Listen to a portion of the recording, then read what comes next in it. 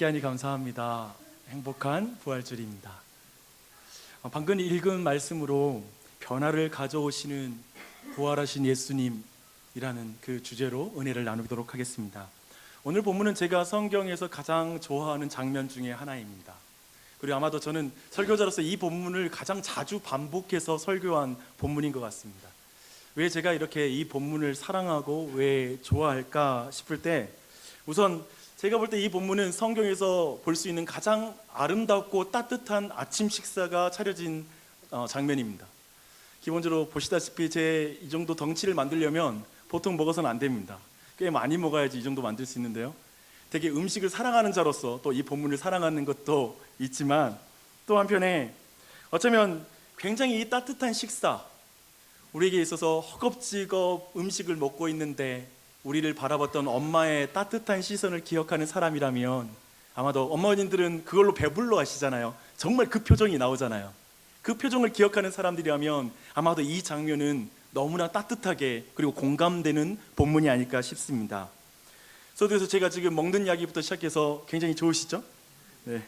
오늘 방문하시는 모든 분들이 저는 오늘 점심밥 꼭 드시고 가셔야 된다고 생각합니다. 한 분도 빠짐없이 하시되, 대단한 좋은 식당의 뷔페처럼 맛있는 그리고 풍성하고 많은 식탁은 아니지만 성도들이, 교우들이 사랑과 정성으로 정갈하게 만들었습니다. 그래서 여러분 꼭 식사하시고 가시기 바랍니다. 우리 교회 등록하는 말이 아니고요. 네, 그렇죠? 안마디 이거 먹는다고 조건을 거는 게 아닙니다. 편안하게 식사하고 가십시오. 그리고 오늘 점심 식탁이 우리의 마음까지 따뜻함으로 채우는 그런 점심 식탁이 되시기를 바랍니다. 우리는 지금 먹방이 대세인 시대를 살아가고 있습니다. 그렇죠? 먹는 걸로 방송하는 거 말입니다. 근데 아마도 사람들은 먹방을 보면서 단순히 육체의 허기를 채우는 게 아니라 뭔가 마음의 공허함을 채우는 그런 현상이, 먹방이 TV를 가득 채우고 있는, 많은 프로그램을 채우고 있는 하나의 현상인 것 같습니다. 그런 면에서 우리는 오늘 성경에서 어쩌면 성경적 먹방의 원조라고 말할 수 있는 그런 본문을 같이 살펴볼 것입니다. 저는 확신하는 건 이 말씀이 여러분 안에 여러분이 느끼지 못했던, 하지만 실제로 존재하는 영적인 그 공허함과 빈곤함 그리고 배고픔을 채우는 말씀이 되기를 간절히 바랍니다. 그런 은혜가 있길 바라요. 오늘 이야기에는 예수님의 12제자 중에 7명의 제자들이 등장합니다. 하지만 우리가 주목해 볼 인물은 베드로라는 그런 제자입니다. 아마도 아실 거예요, 모두가. 근데 이 베드로라는 제자가 다른 제자를 무시해서 베드로를 예를 드는 게 아니라, 이 베드로는 모든 제자들을 대표한다 하기 때문에 베드로를 좀 중점적으로 보려고 합니다. 이제 갈릴리로 돌아온 제자들은 최근에 자신들의 삶에 벌어진 일로 경황이 없는 상황이었습니다. 자신들이 메시아, 곧 영원한 왕이라고 믿었던 예수 그리스도가 최근에 이제 그 예루살렘의 지도자들에 의해서 붙잡혀서 신문을 당하고, 그리고 불법하게 사형이라는 그런 선고가 떨어지고, 그리고 십자가에 달려 예수 그리스도가 죽었습니다. 그리고 나서 사흘 만에, 3일 만에 부활하신 예수님이 그들 앞에 나타나셨습니다. 생각해봐요. 이 모든 일이 순식간에 너무나 벌어진 일들이었습니다. 그래서 그는 어쩌면 이 제자들 중에서는 한 제자가 있는데요, 도마라는 제자입니다. 다른 제자들 앞에 예수님이 나타났다고, 자신에게 부활하신 예수님이 나타났다고 말하니까 이 도마라는 제자는 나는 예수님을 직접 보지 않고는 믿지 않겠어 라고 다른 제자들을 미쳤다고, 거짓말한다라고 생각을 합니다. 그런데 실제로 부활하신 예수님께서는 그 앞에 나타나 내 창자국과 못자국을 만지라 라고 이렇게 말하는 역사도 있었습니다.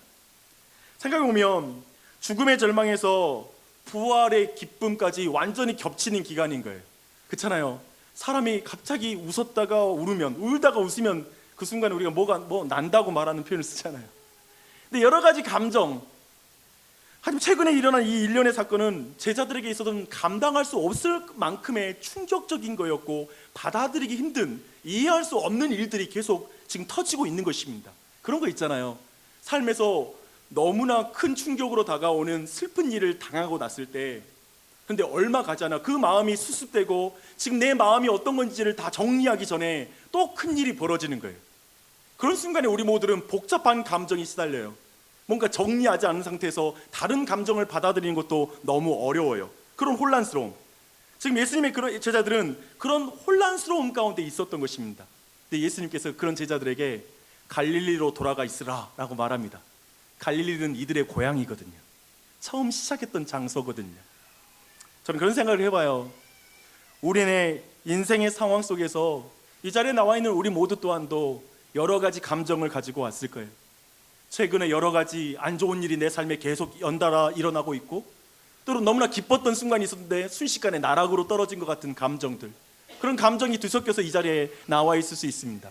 어쩌면 이 자리가 여러분에게 갈릴리가 되었으면 좋겠어요. 다시 한번 여러분의 인생에 잠시 멈추고 여러분의 인생을 돌아보고 내가 걸어왔던 감정들을 한번 다시 한번 체크하고, 내가 행복하다고 느껴왔던 게 뭐고 내가 불행하다고 느끼는 게 뭐지? 라는 것들을 정리하며 삶을 돌아보는 시간이 되었으면 좋겠습니다. 이제 오늘 본문에는 베드로와 다른 6명의 제자들이 갈릴리로 돌아왔다라고 말하고 있습니다. 그때 원래 어부가 직업이었던 베드로가 말해요. 나는 물고기 잡으러 갈란다, 이런 식으로 말합니다. 그러자 옆에 있던 다른 제자들도 이렇게 말해요. 우리도 함께 가겠다라고 말합니다. 사실 이것은 우리가 어떻게 이해해야 될까요? 사실 이 장면은 많은 것을 떠올리게 합니다. 처음 예수님은 제자를 부르실 때, 이 어부 제자들을 부르실 때 이렇게 말씀하셨거든요.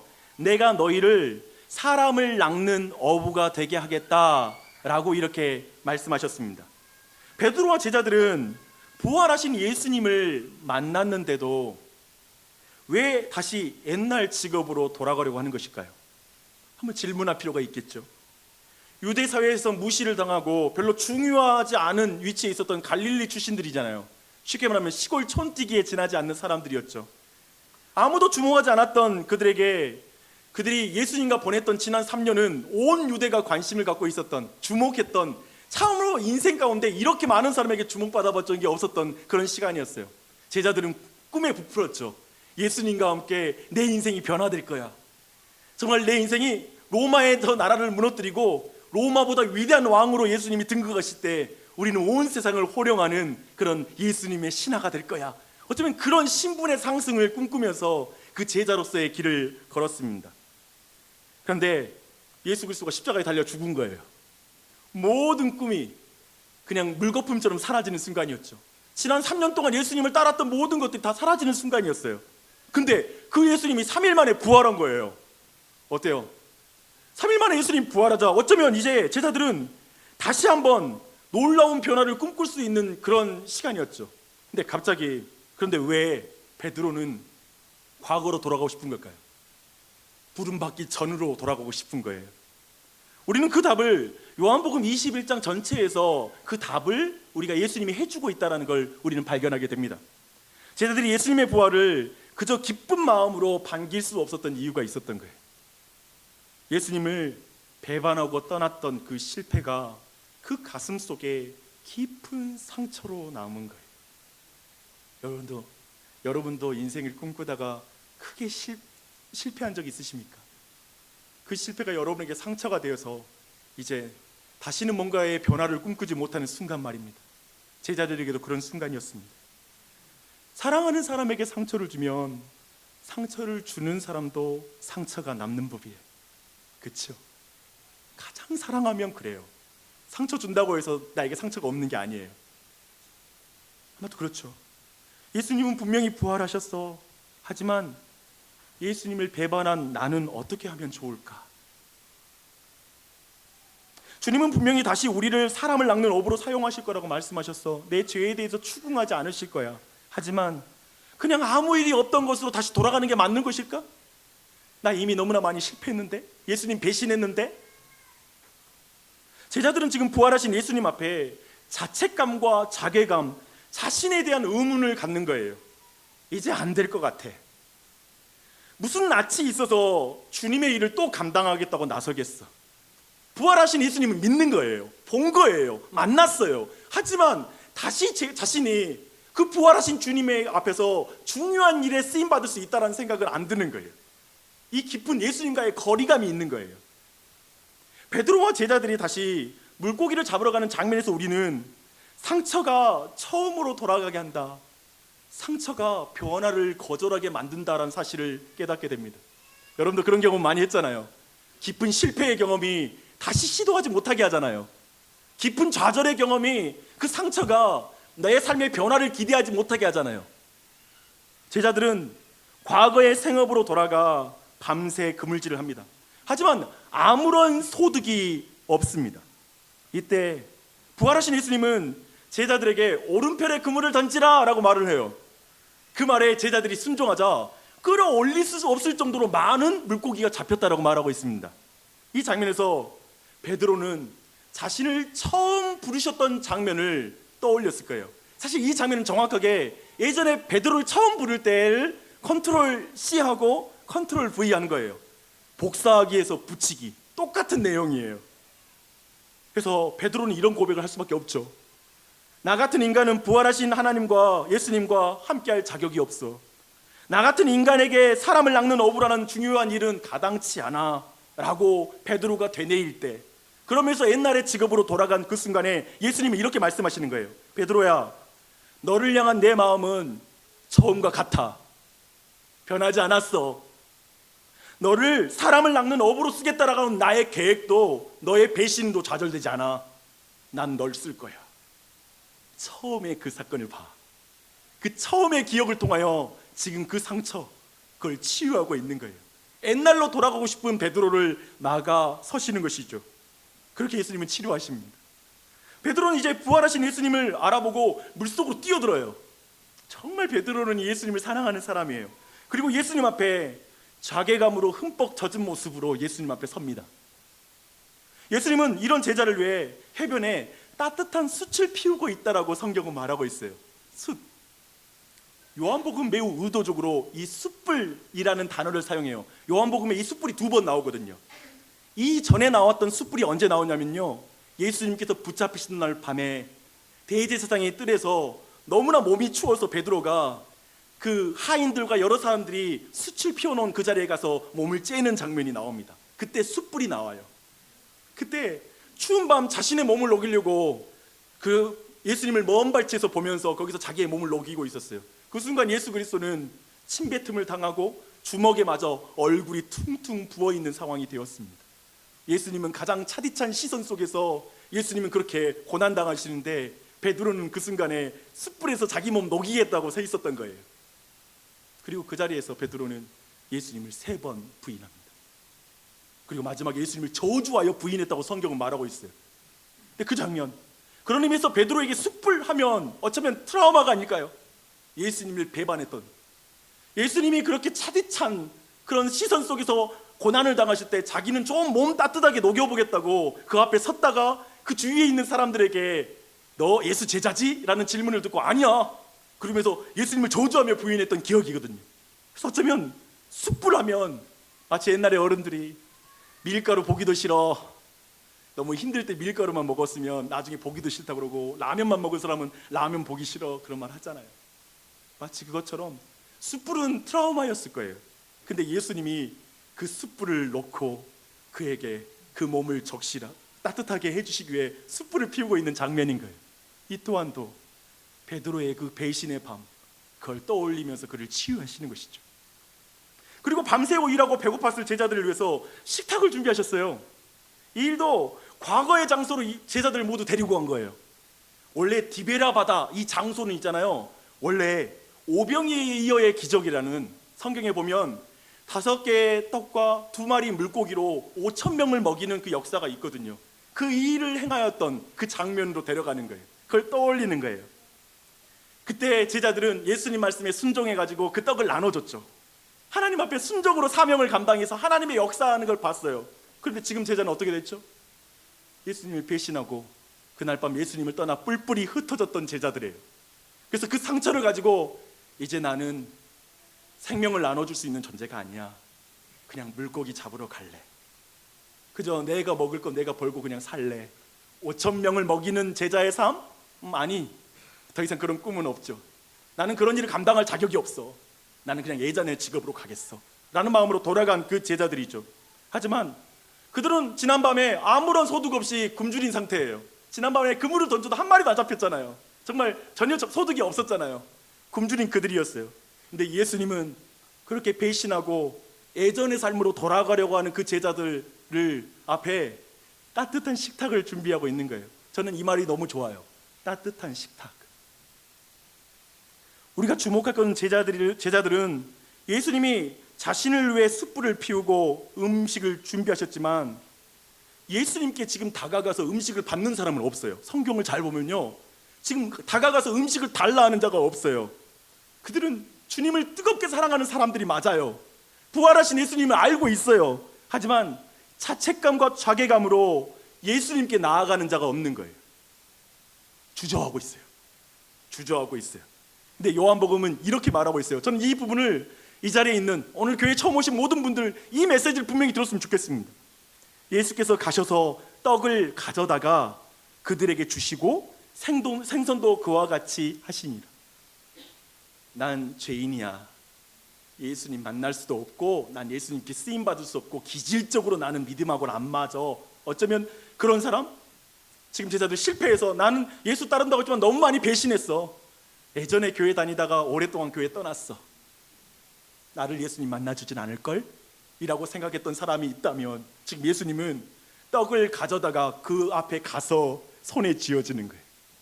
그리고 물고기를 가져다가 쥐어주는 거예요. 상상해봐요, 그 장면을. 그 제자들은 모두 죄책감과 두려움, 그저 자신의 실패감 속에 쭈뼛쭈뼛 움직이지 못하고 있는 거예요. 그게 우리의 모습 아닌가? 염치가 있어야지 그리스도인이.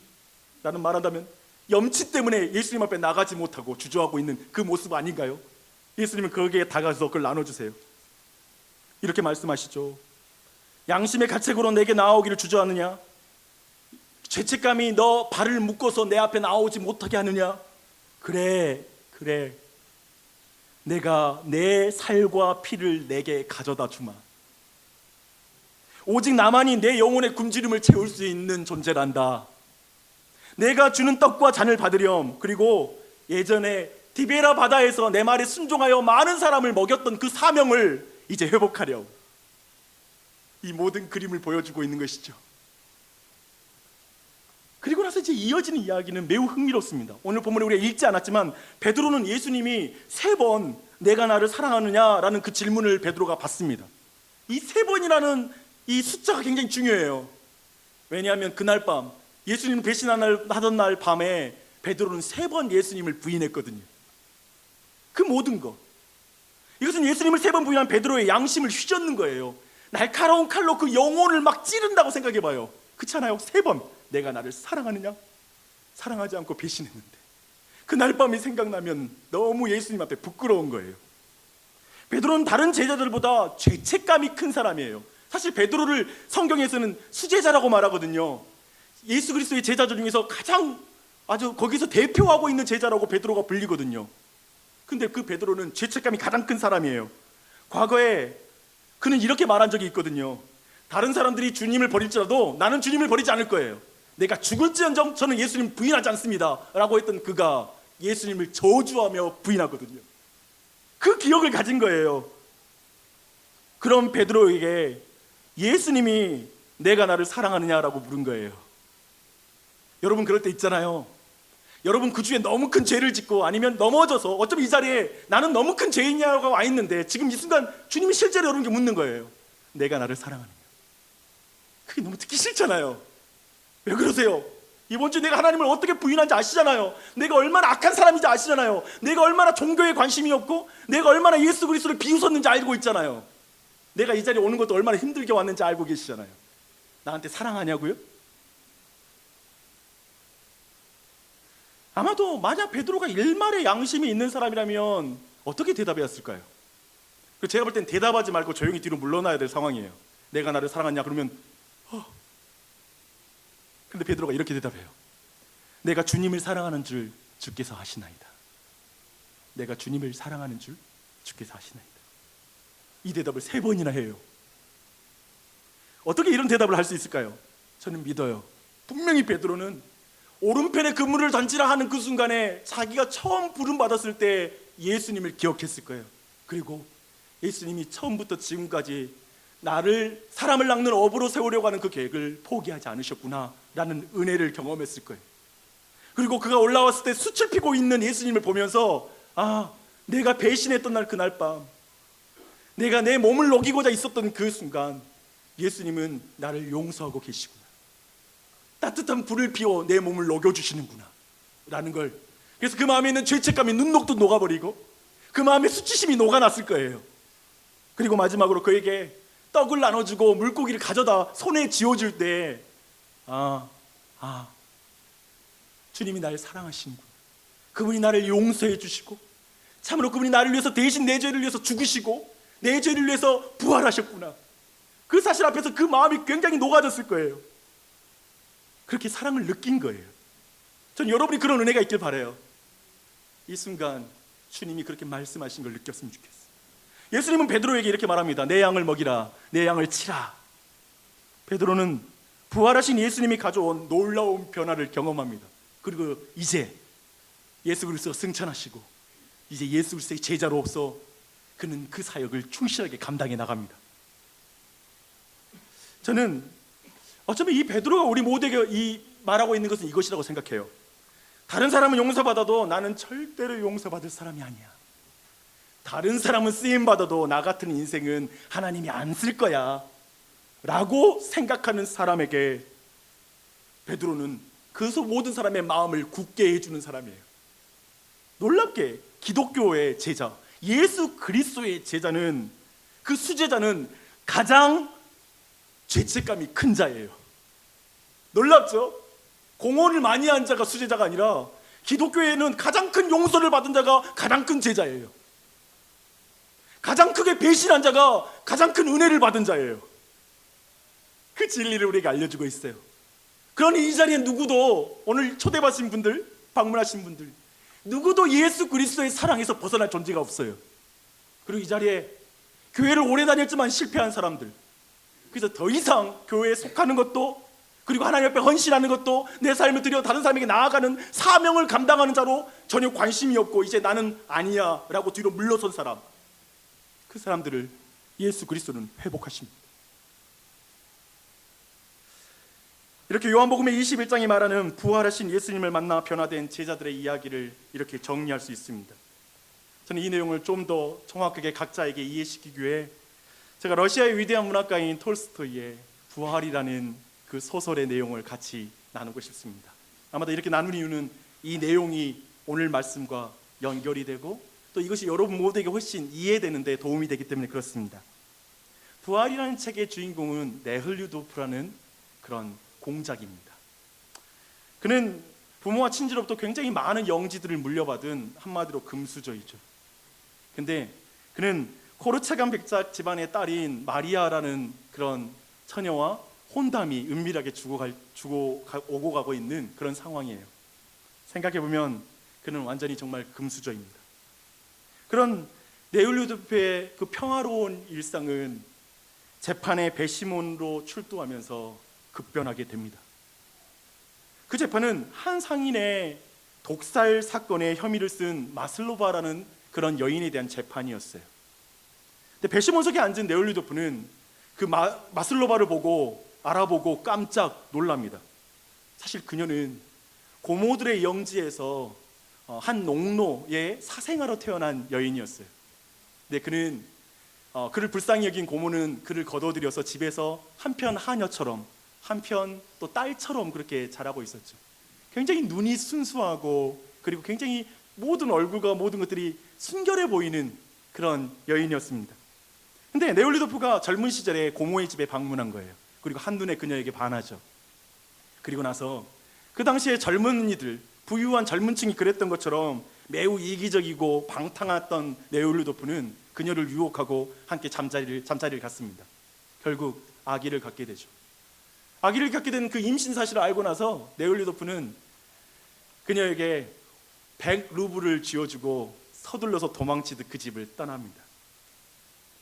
그리고 나서 이제 네흘류도프는 그 고모 집에서 음탕한 여자라고 비난을 받으면서 쫓겨나요. 그리고 혼자 아이를 낳죠. 하지만 얼마 가지 않아서 그 아이가 죽어요. 그녀는 그 후에 이곳 저곳을 전전하다가 결국 매춘부로 전락하게 돼요. 그리고 7년이라는 세월이 지난 거예요. 어느 날 그녀에게 한 상인이 상인을 손님으로 받았어요. 근데 그가 독사를 당하고 거금으로 가지고 있었던 돈들이 사라져버린 거예요. 근데 그 일을 실제로 뒤에서 주도했던 사람들이 이제 그 모든 죄를 마슬로바에게 뒤집어 씌운 것이죠. 네일루도프는 이제 재판석에서 그 배심원석에서 그녀를 보면서 자신의 죄 때문에, 어렸을 때 자신의 실수 때문에 그녀가 그렇게 되었다라고 양심의 가책을 느끼기 시작해요. 그리고 이제 그것이 출발되어서 그 안에 큰 변화가 일어납니다. 그는 사로잡힌 그녀를 어떻게든 변명해주고 그리고 변호해줘서 풀려나게 하려고 노력을 해요. 그런 과정 속에서 마슬로바를 찾아가 결국 자신의 정체성을 말하고 난 당신과 결혼하고 싶다고 말을 해요. 엄청난 변화죠. 근데 마슬로바는 그 사랑을 받을 수가 없어요. 너무 갑작스럽고, 그리고 과거에 그에게 받은 상처가 있잖아요. 믿을 수가 없죠. 그것은 밀어내요.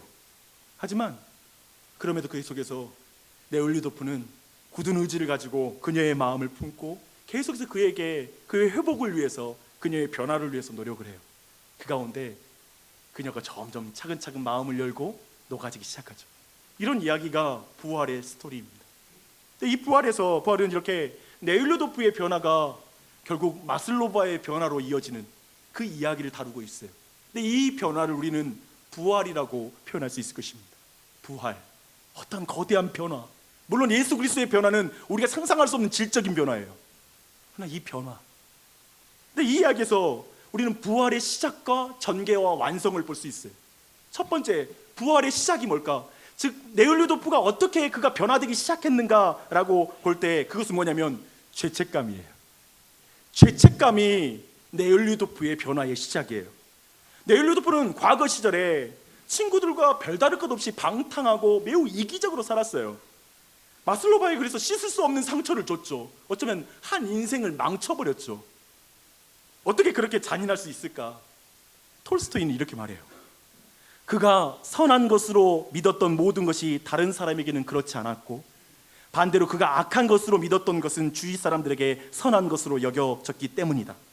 그래서 마침내 네올루도프는 자신을 신뢰하기보다 타인을 믿게 되었다. 네올루도프는 그냥 그 시대 다른 사람이 기준이었기 때문에 양심의 가책을 안 느끼는 거예요. 왜냐하면 그 당시에 젊은 부유층들은 그렇게 쉽게 농노들의 딸들을 건드리면서 살았거든요. 다들 그렇게 살기 때문에 죄책감을 느낄 필요가 없는 거예요. 그런데 네올루도프가 절대적인 도덕성이 있다는 걸 알게 된 거예요. 어쩌면 하나님이 계시고 하나님의 뜻이 있어. 그 앞에 내가 죄인인 걸 처음으로 느낀 거예요. 그게 부활의 시작이에요. 오늘 본문의 제자들을 보세요. 베드로는 여러분 누구든지 제 상황 되면 배신 안 하겠어요? 라고 말하지 않아요.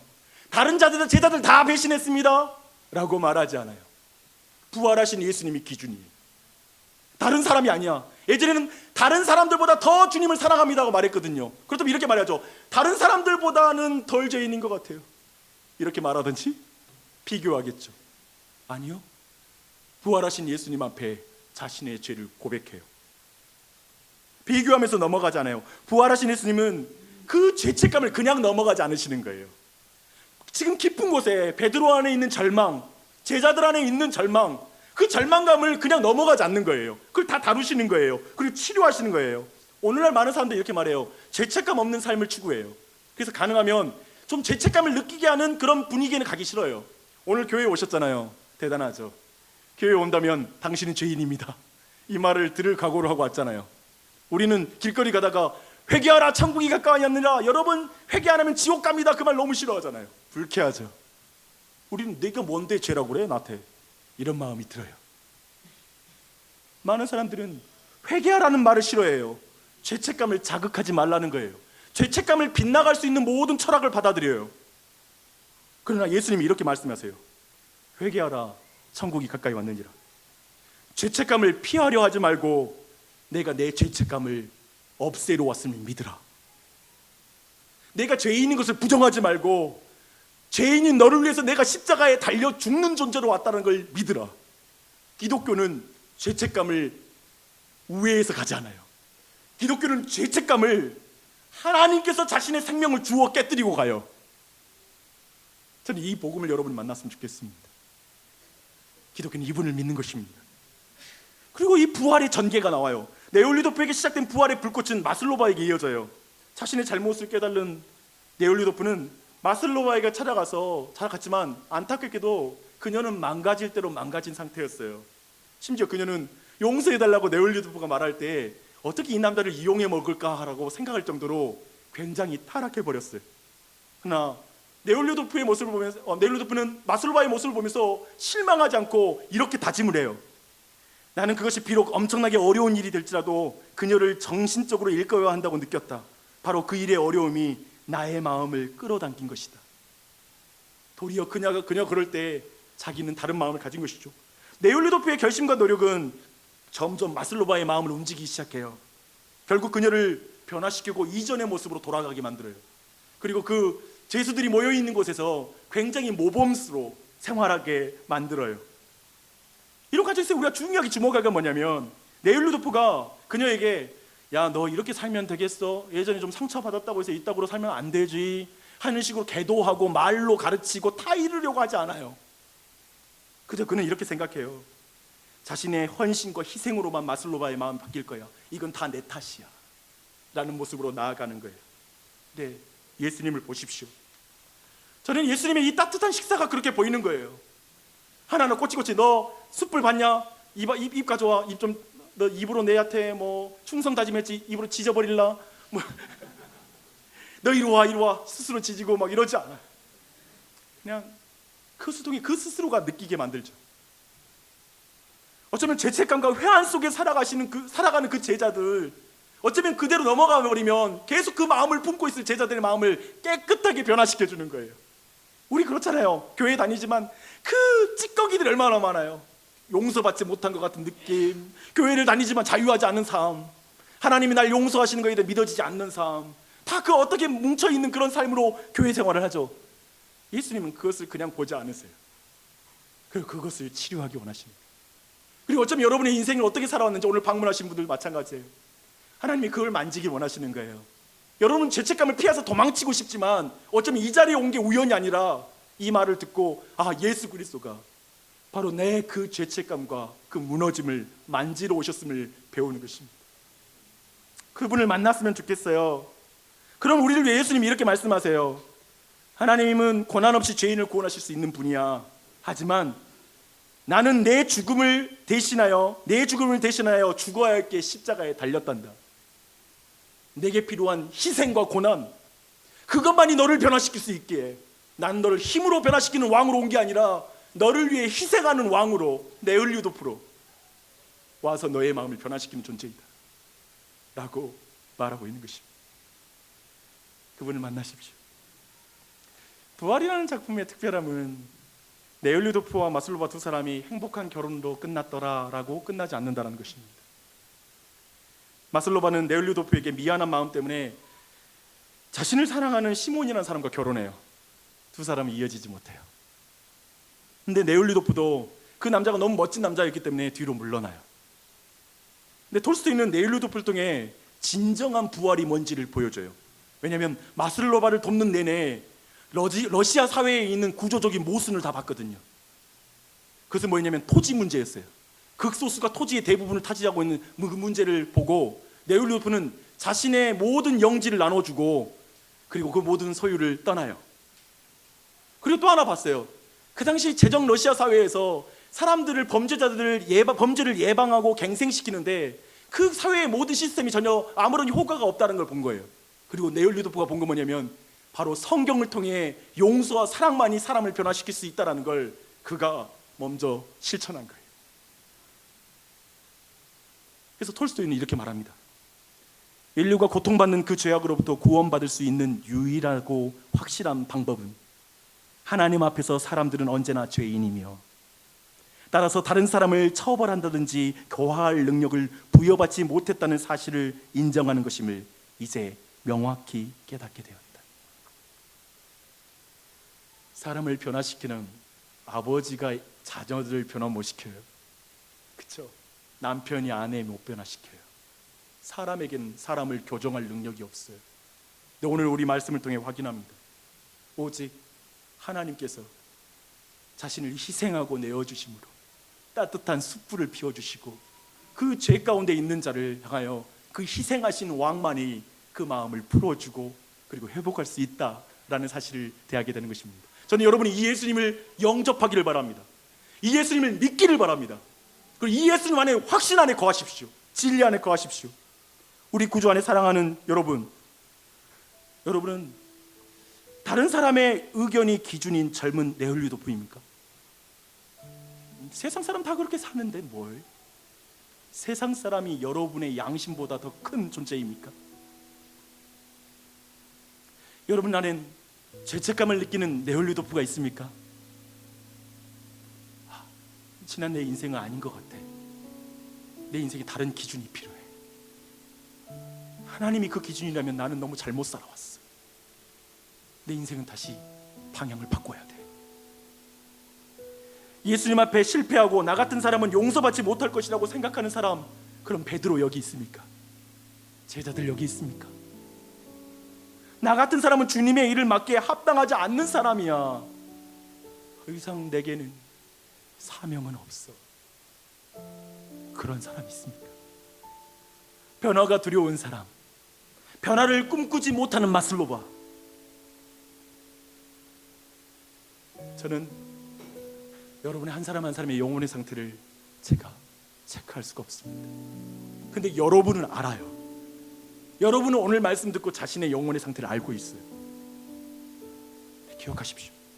부활하신 예수님이 밤새 그물을 던지고 인생의 항해를 하고 있는 당신, 열심히 살아왔지만 손에 잡힌 것이 없고 공허한 당신, 그 당신을 부활하신 예수님이 찾아오셨습니다.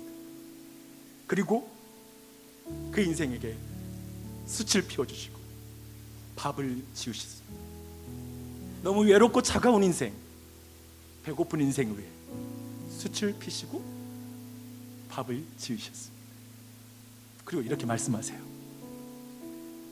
와서 내 곁에서 차가운 몸을 녹여라. 와서 내 살과 피를 먹고 마셔서 영원한 생명을 누려라.